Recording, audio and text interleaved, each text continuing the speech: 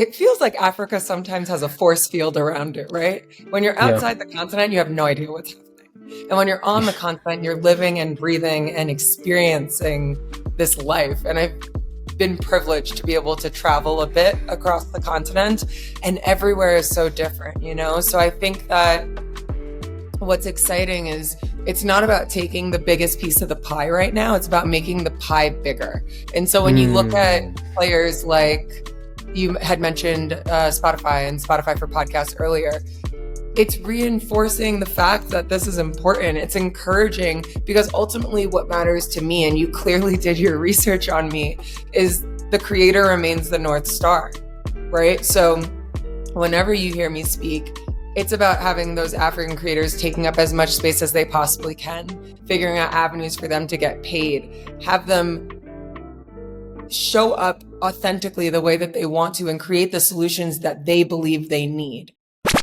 Hey everyone, welcome to the A Conversation With series on the Sound of Accra podcast. I'm your host, Adrian Daniels, and today we're joined by our special guest, Molly Jensen.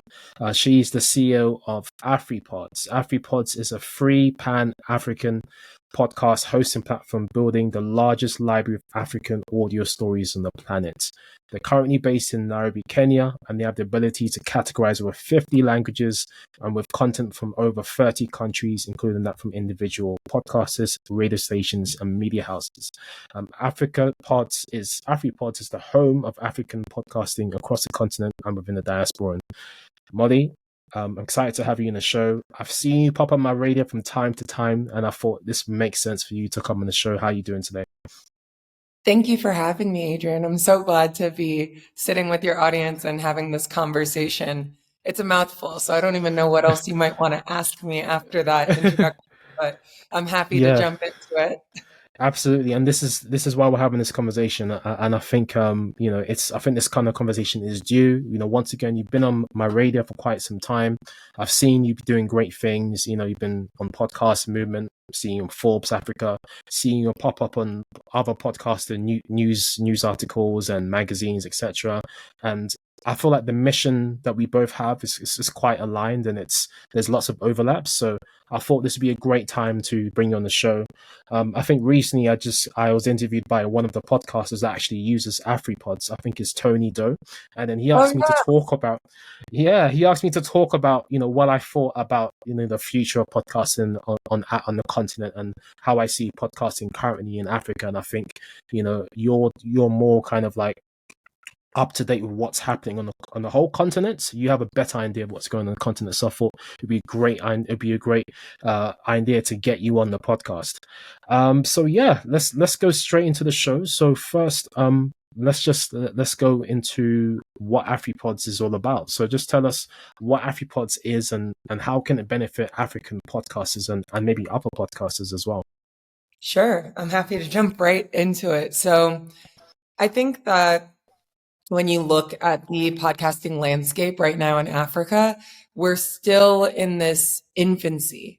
I wouldn't say we're just fresh out the gate, but we're getting early adoption. We're getting people who are interested in listening to podcasts, curious what they might be. And you have this continent that's really rich in oral history. People are traditionally storytellers. And I think this evolution with the digital intersection we sit at between tech, media, story, etc., has made it so exciting for podcasting to take off. But what Afripods does, ultimately, we're a hosting platform. So we're similar to Libsyn, we're similar to Red Circle, Podbean, Anchor, or now formerly Anchor, but now Spotify for Podcasts. What we do is we're the technical home and infrastructure for podcasting in Africa. And what that allows us to do is provide statistics and analytics and data to the content creators and place advertisements on their platform.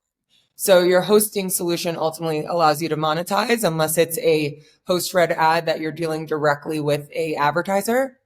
And what we then get to do with that information is build out the advertising funnel for audio on demand in Africa and prove the point that audio is powerful here. People care about stories. People are looking for information in the languages they want.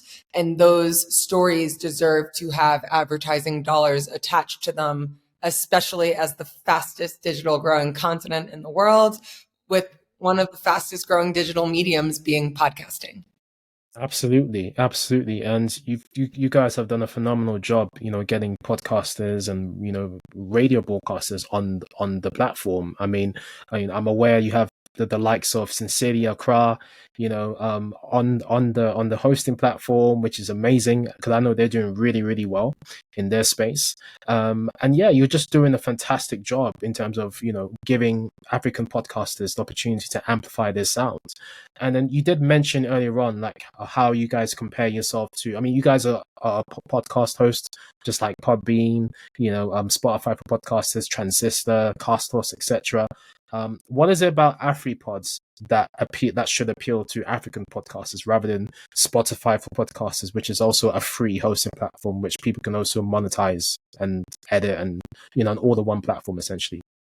It's interesting because, like you mentioned earlier, I live here on the continent.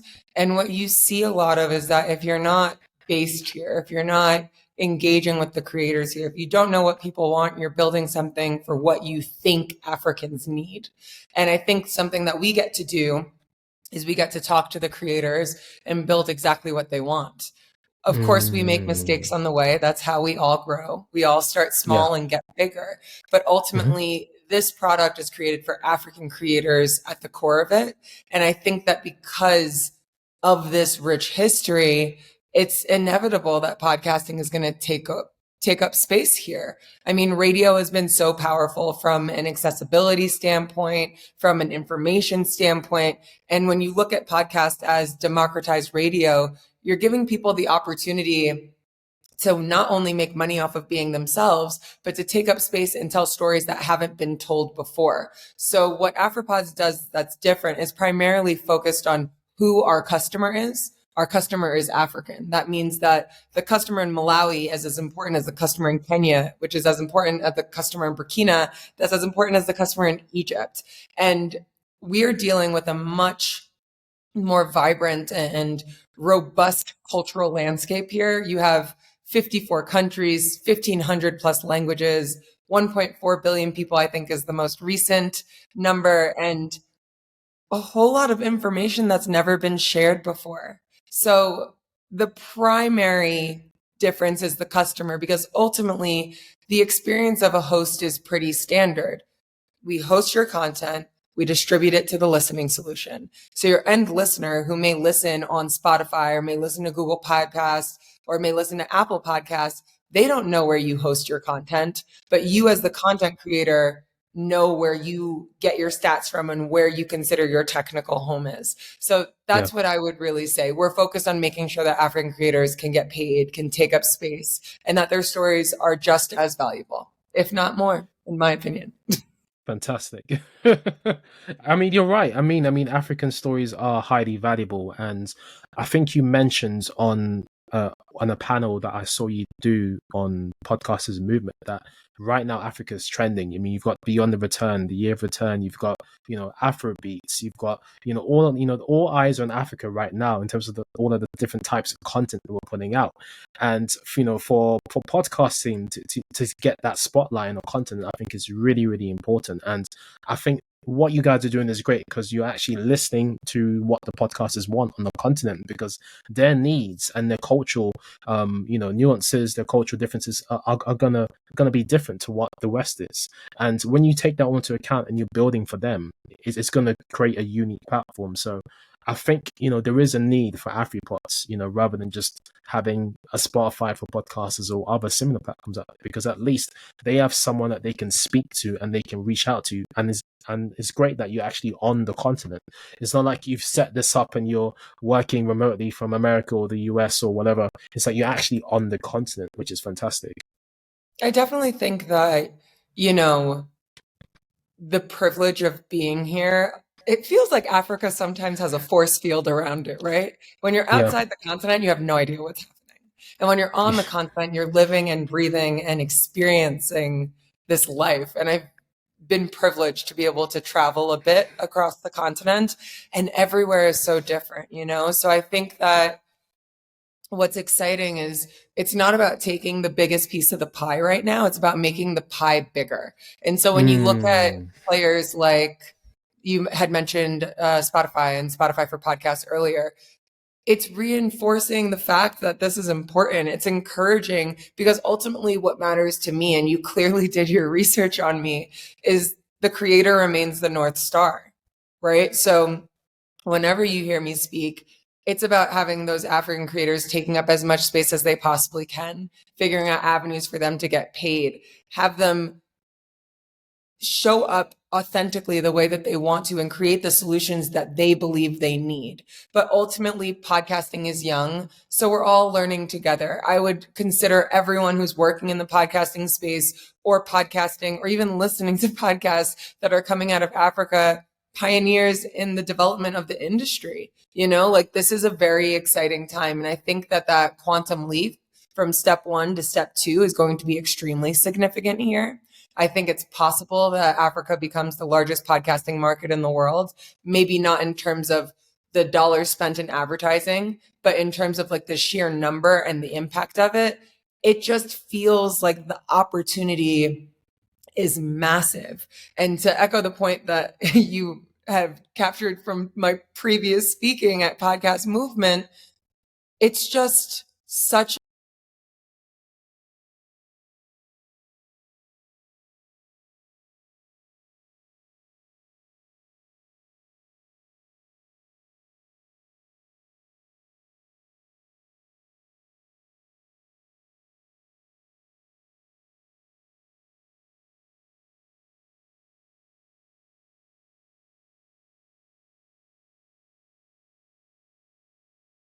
port cities on the continent due to primarily the slave trade, right?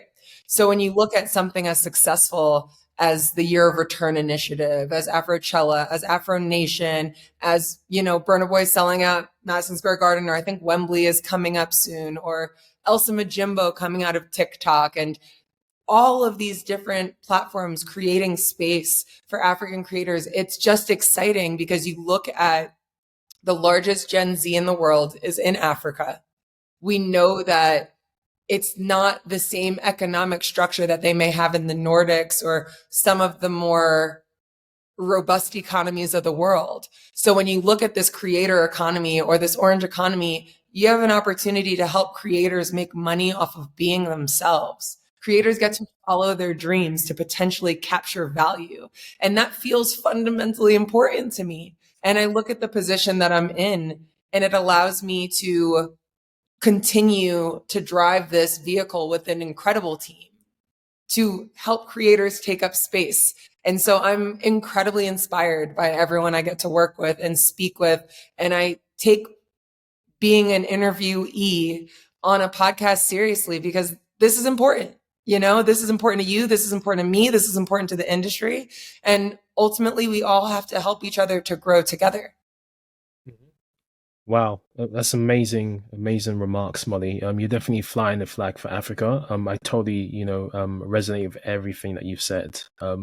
It's important that the creators, get opportunity to make money. And as you mentioned, like the West has its own systems of, making money and economics, etc. But those systems aren't quite in Africa completely. I mean, you are starting helping to build the infrastructure for creators and people in tech, etc., startups, to be able to monetize their products and services. But for creators, there's still a big gap, and it's great to see people like Afripods filling that gap. I mean, I had a guest maybe 2 seasons ago on my podcast who said that he'll be able to perform at different stages. He'll perform for the presidents. He'll get these awards, but in terms of monetizing his own music, like, it was very, very hard for him to do that. Like, he didn't really have something like a Patreon.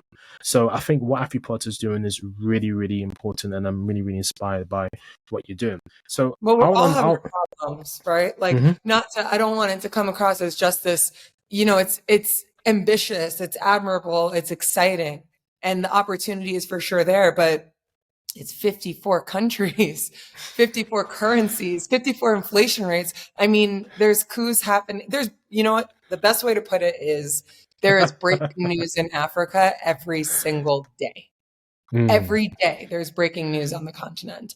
And I think that what we just continue to need to do together is show that this is an important avenue, that people care about this vertical, that the content is different, and that the opportunity is there, and that the eyeballs are there, because then the money will flow as long as we can quantify the impact. So the structures that exist in the West don't necessarily exist here because the infrastructure isn't yet here. It takes time, it takes resources, it takes belief. You need to be able to inspire people to think that this is viable. So I would argue it's not just one piece of the puzzle. Like, there's so many people that I look up to. There's so many people that I cannot believe that I get the chance to work with regularly. So I don't want to take more space than I feel like we're allotted to. I think we all need to take more space, but I also think we need more space to take up. Like, it's just rapidly and rapidly and rapidly growing.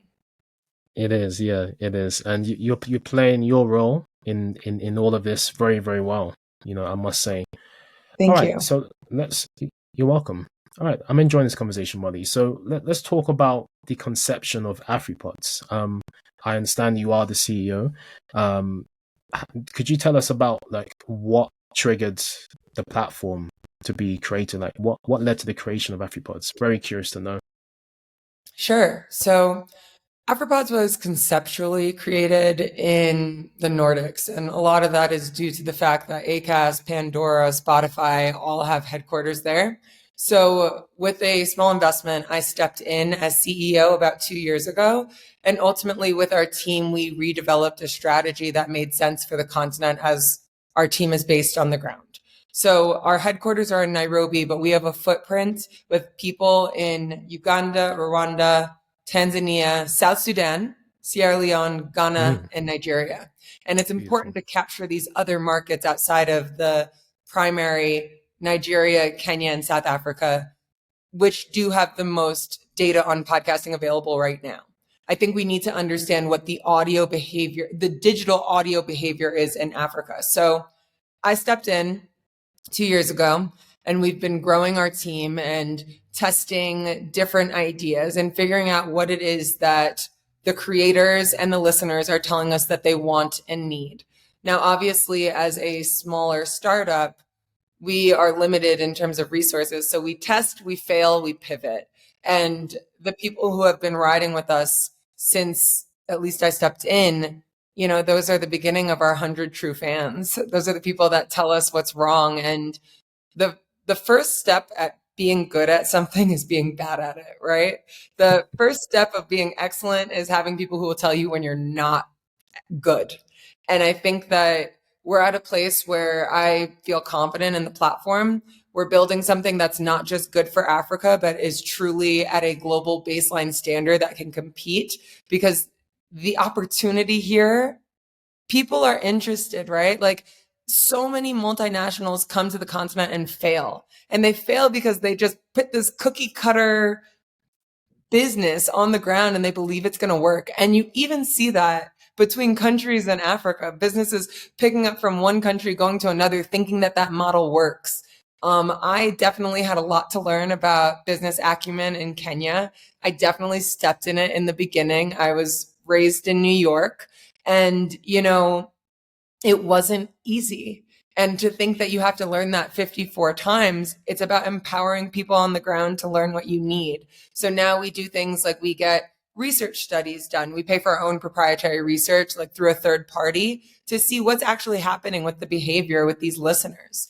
And additionally, we have access to some incredible technology that's out of Europe right now. I mean, the goal is to bring our technology to the continent. I'm constantly looking to hire. I'm constantly looking for talent. I feel very proud of the fact that all of the team that is working on Afripods that I've hired is African and is based on the continent. So the long story of the question you just asked, conceptually, the business was ideated out of Sweden. I stepped in when there was a small investment and ultimately took the time to assess the opportunity, the scene, talked to people and started to build and test and fail forward and build and test and succeed. And so now we're here. We have a footprint in multiple countries, and we're still figuring out what does the market need because it changes so quickly. So that is how it started. That is what I've been doing, and ultimately why I've been doing it.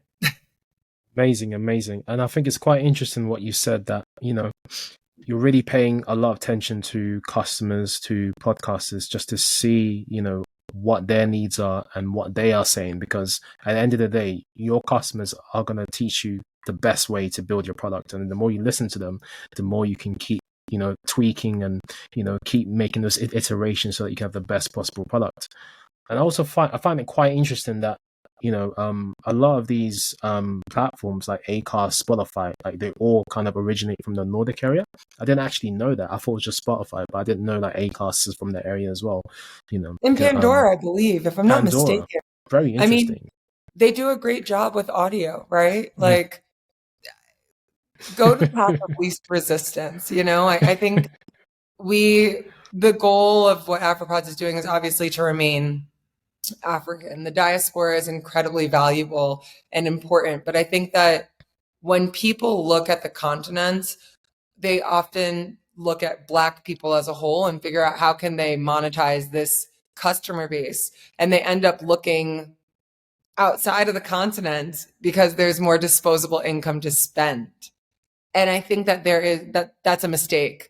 There's real value on the continent. The multiplier effect, like the exponential impact of what is happening from a culture curation perspective, what's happening from a trend setting perspective, it's incredibly impressive, right? You have Amapiano, which is blowing up.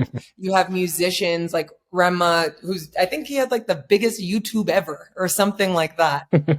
Crazy. And we're also seeing just how vibrant life is here.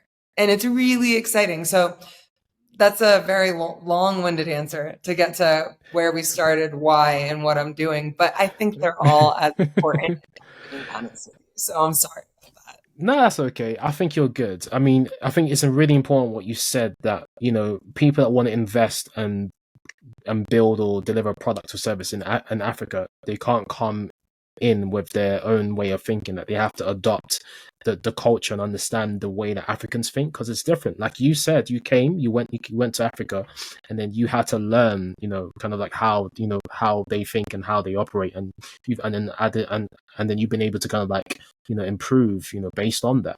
And it's really, really important, because some people come in blindly thinking they can just literally just copy and paste a business model or a way of doing things in the West and bring it to Africa. It's not necessarily that. You have to adjust, you have to customize it to how they think and how they behave and how they act. So I think it's really, really good how you've adapted to Africa, because it's not easy. It is not easy. Companies have come and failed, they've left, but there's those that are willing to listen to what the audience wants and understand the cultural needs. They're the ones that win. So I'm sure Afripods is going to continue to do great things. Okay. Well, so let's before you even jump on that, I just want to add, like, one thing about me is that I know what I do not know.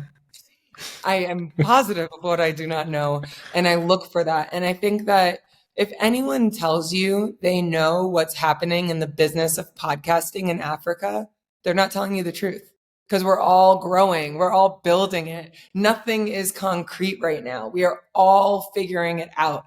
And that's what actually made me feel more confident and comfortable taking this job, because there's just no right way to do it. And in my opinion, the way that would be most successful is talking to the people on the ground, learning what they want and doing your best to build that. Give them the solution they're asking for.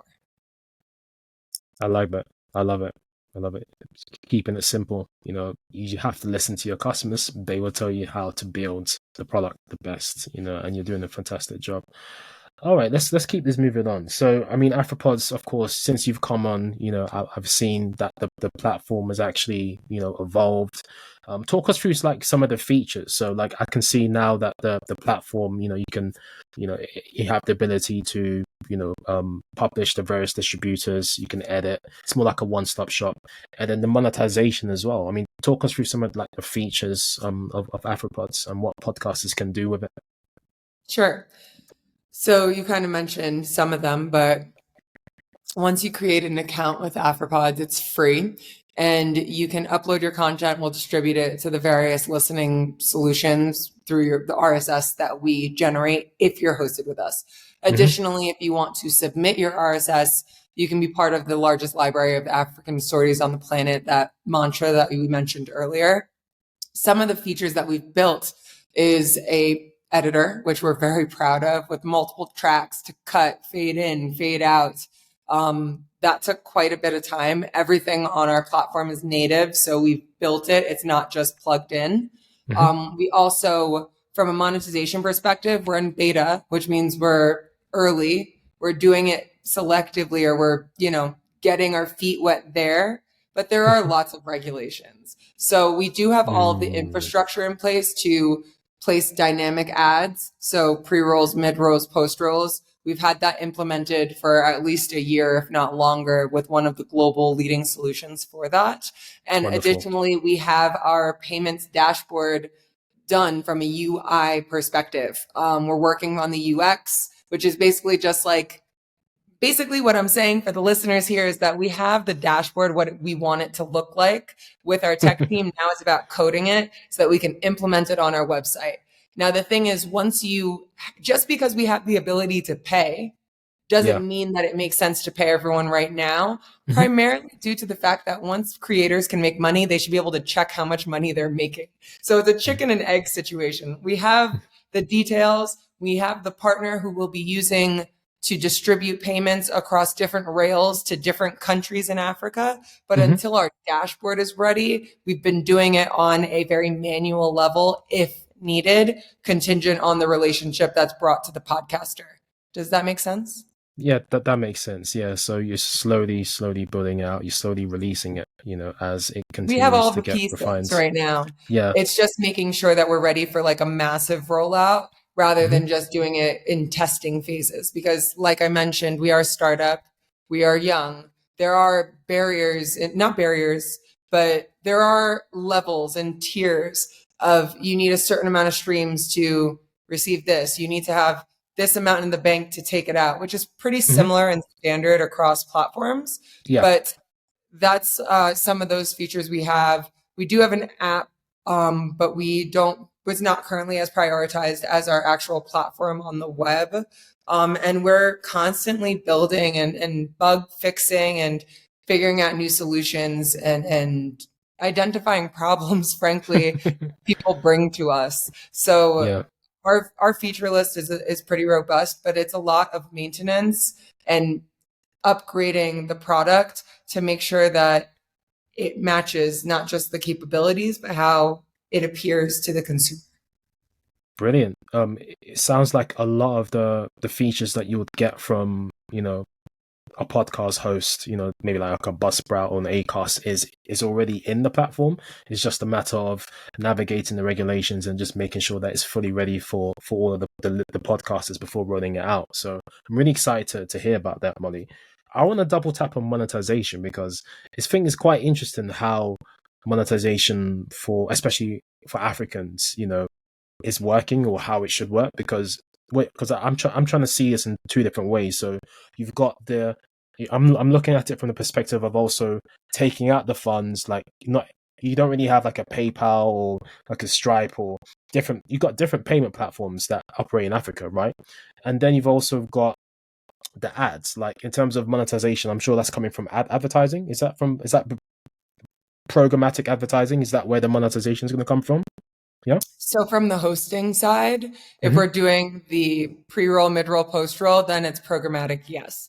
But if we're bridging the connection between an advertiser and a podcaster as a broker, that's also a possibility. Okay, brilliant. I want to ask you about this because I think it's quite interesting because in the West, I mean, if there's someone that has switched on ads for their podcast, you're going to hear companies or brands that we might be familiar with. I'm trying Sure. to understand what kind of companies or brands are advertising in Africa that are going to be featured on podcasters podcasts, if that makes sense, in Africa. Does that make sense? Like an Of course. MTN or a ShopRite, like who's advertising? Do you know? You know what's interesting? There's a lot of curiosity around advertising on podcasts.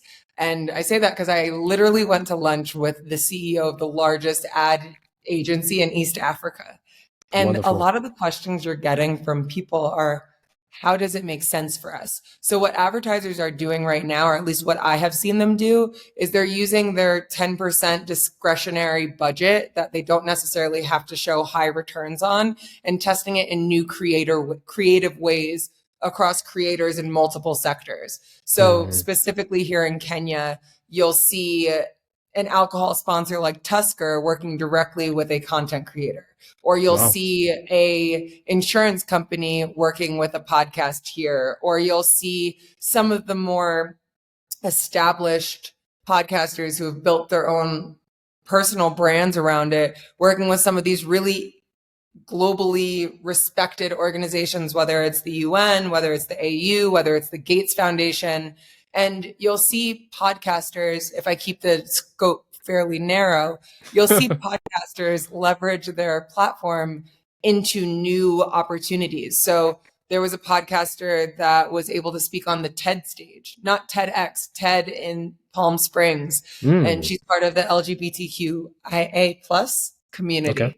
Hmm. So I think that when you talk about what the opportunity is and what the appetite is for advertisers, right now I'm seeing a lot of testing and people trying to quantify how many Mm. podcasts are there? What languages are they in? How long do they last? And one of the conversations that comes up is a lot is, especially with advertising agencies, you're not just buying an audience, because advertisers are traditionally comfortable buying audiences when it comes to radio. You are buying a community. And how important is that community to you? Because if I am a woman who speaks about menstrual health, then Mm. you as a uh, pad company or a tampon company probably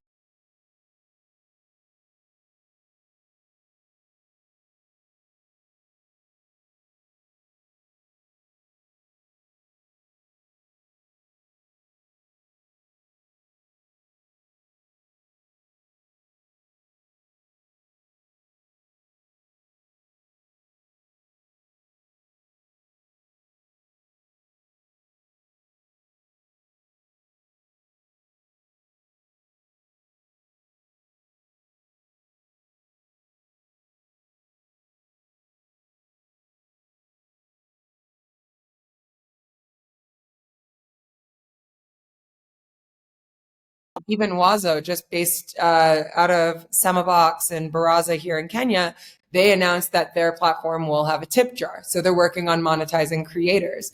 You see, creators are now doing live events across the continent, whether it was years ago, I said what I said in Nigeria, or Rodney, the young god in Nigeria, just doing like a silent disco event, or Sandwich, or last night, Podcast and Chill, Matt G's network out of South Africa had what looked like 1,000 people. I don't know if that Wow. number is correct, so please, Wow. but it looked absolutely incredible. I mean, these two Okay. YouTubers in Kenya over the weekend, they had their second annual meetup and it looked like it was 3 times as big, at least, as their first one a year before. So Crazy. podcasters are figuring out how to charge small amounts to get their fans and community to show up to events, and they're making money off of it. I don't know what profitability looks like for each of these creators, Hmm. but they're being held at incredible venues, whether it's national theaters, whether it's intimate gardens, whether it's Mosaic out of West Africa and Gold Coast Report, where they have their live shows Yeah. and dynamic engagement. There's Hmm. a lot going on. Even in Zambia, Zimbabwe, Egypt. I mean, like, you're seeing live events everywhere. You're seeing the donations pop up because people are looking to capture value and money. And, podcasting can be prohibitive to some if you're looking to record at a studio, if you're looking to have a videographer. It doesn't have to be. You can record with, your phone and put a blanket over you to do the soundproofing yourself. But people really invest in themselves. People care about their craft. Creators care about their output. So it's been really exciting to see what monetization looks like, not just from a hosting perspective, but from the live events, from the merch, from the X, Y, and Z. You know what I mean? Mm-hmm. Wow, this is really insightful, Molly. Thanks for sharing. I mean, this is a topic I could go on for ages. I mean, there's so many, questions and so many things I would ask you around monetization, but of course, I want to leave it there because of time. And how does the Afripods business model look like on the back of monetization, ads, and stuff? Of course, you guys are building for Africa, which is great, but you guys got to eat too. What does that look like? Well, right now, because we're a startup, we are venture backed, or we're fundraising, right? Mm-hmm. So meaning that we attract investors who then give us capital, and we build out the business for a certain amount of time, which is called runway. So right now we're actually fundraising actively.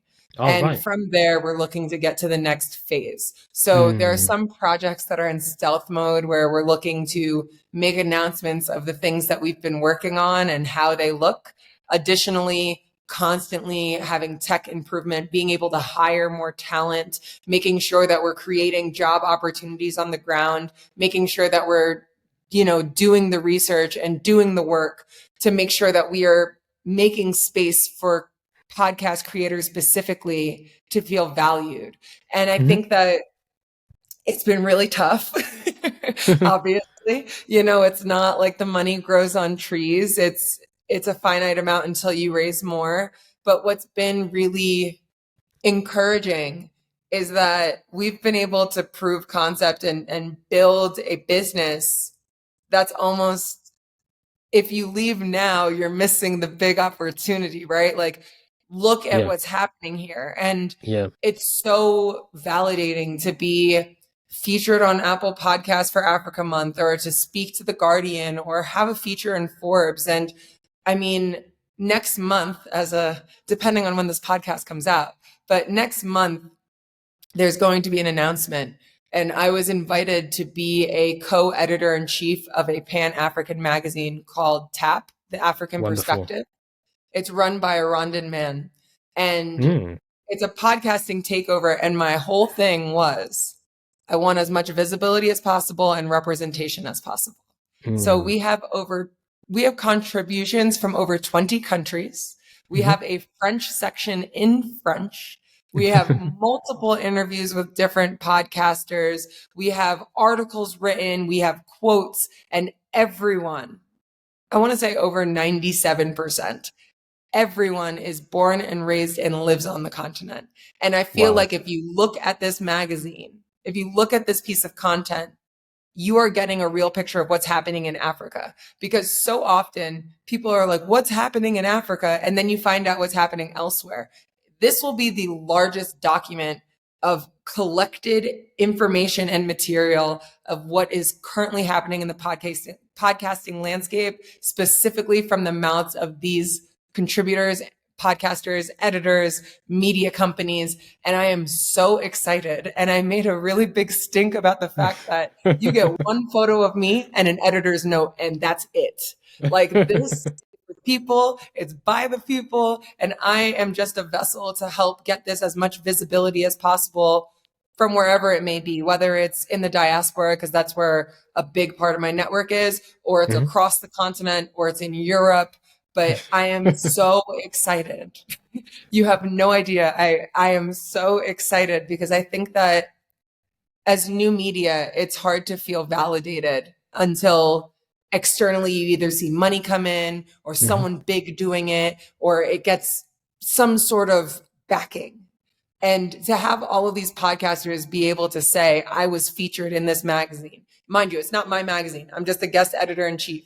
But for them to have that, I'm excited. I feel so privileged to be in this role. And it's not just being lucky and being privileged, there's actually a responsibility to do right by people when you have privilege. So I take that really heavily, heavy as the crown.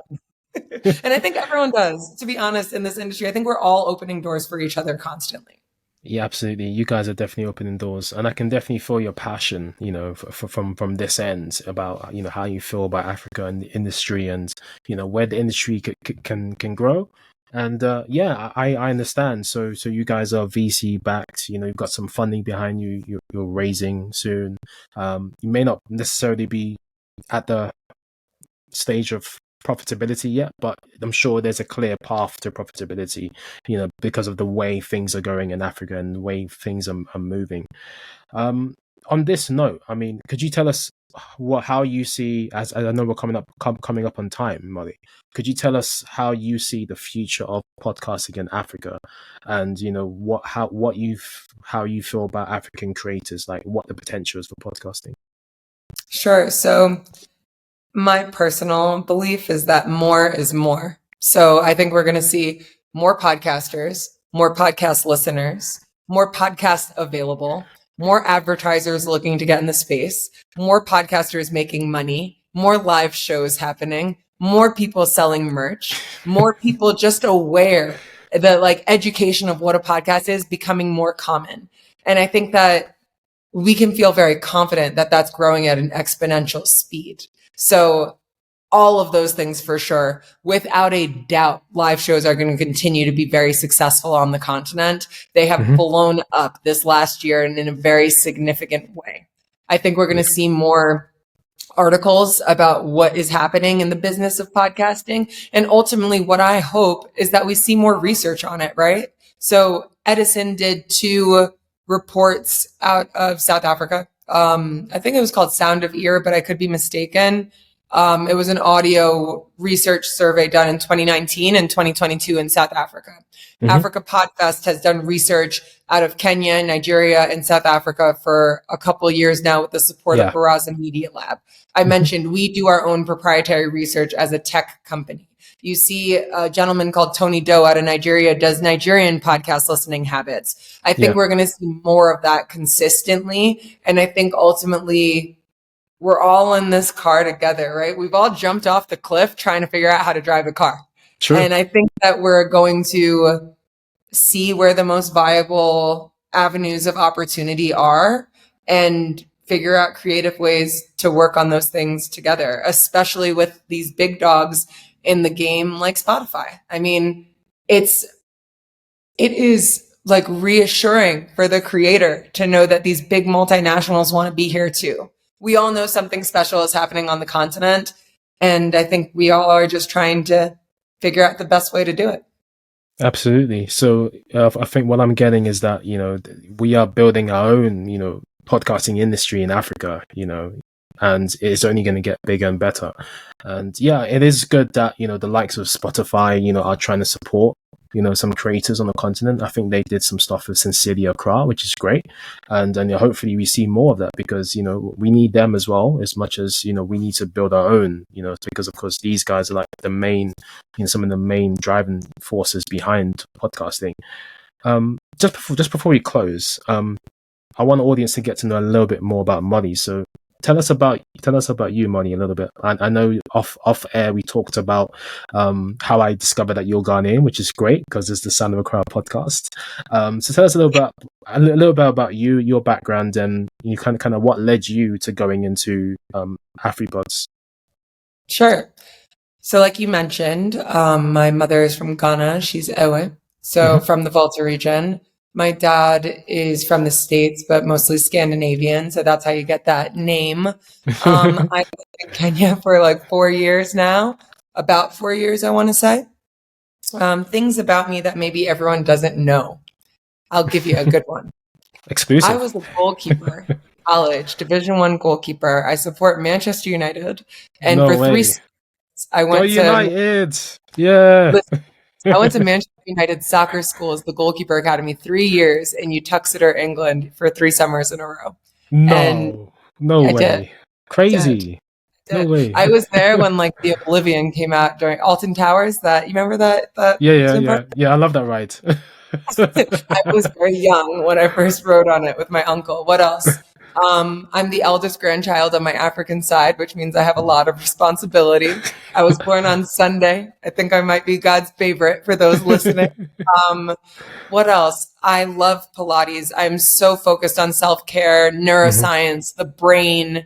Yeah. Just, I find it so fascinating. I think it's the most exciting science in the last 20 years, really Mhm. understanding what neuroplasticity is and how to optimize yourself in your life. I'm focused on that.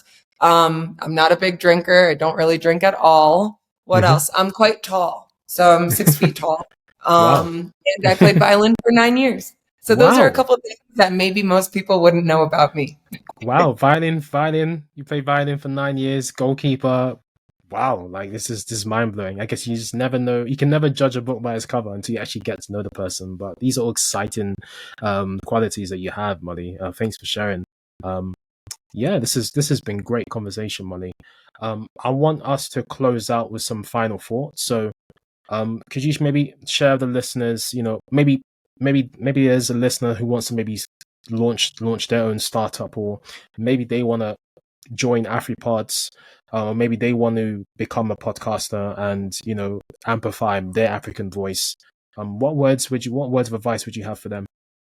Sure. I would say just do it. Your first episode is really not going to be as great as your 100th. They say done is better than perfect, and I'm someone who struggles with perfectionism. But honestly, you don't know what you're good at until you're really bad at it. You have to practice, and nobody just starts at the top of their game. So get in, you're welcomed here, you're part of the community.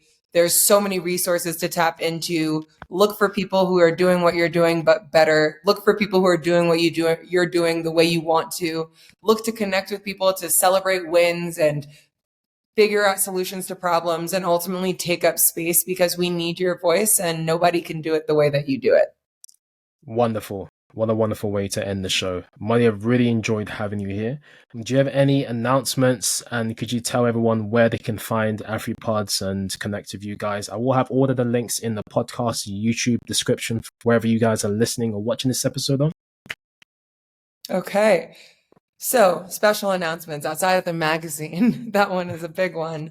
We should be making an announcement about some audio on demand content that will be available in multiple countries probably before September. So I have to be Mm, careful because it's not my team. It's not my piece of team running it. I have someone else on the team, and I don't want to give away that's okay. their launch. If you're looking for us, we will be having an Afripods Meets event in Malawi next month, I believe. Every month we go to a different country and do a virtual meetup with the podcasters. So Mhm. connect with our community manager. You can find us at Afripods, Afripods. That's across all social platforms, whether it's Instagram, Twitter, Facebook, YouTube. If you're looking for something specific and we don't have it, reach out to us. There's a person on the other side that is looking to make you happy. So please reach out to us, and I'm available if you're looking for me as well.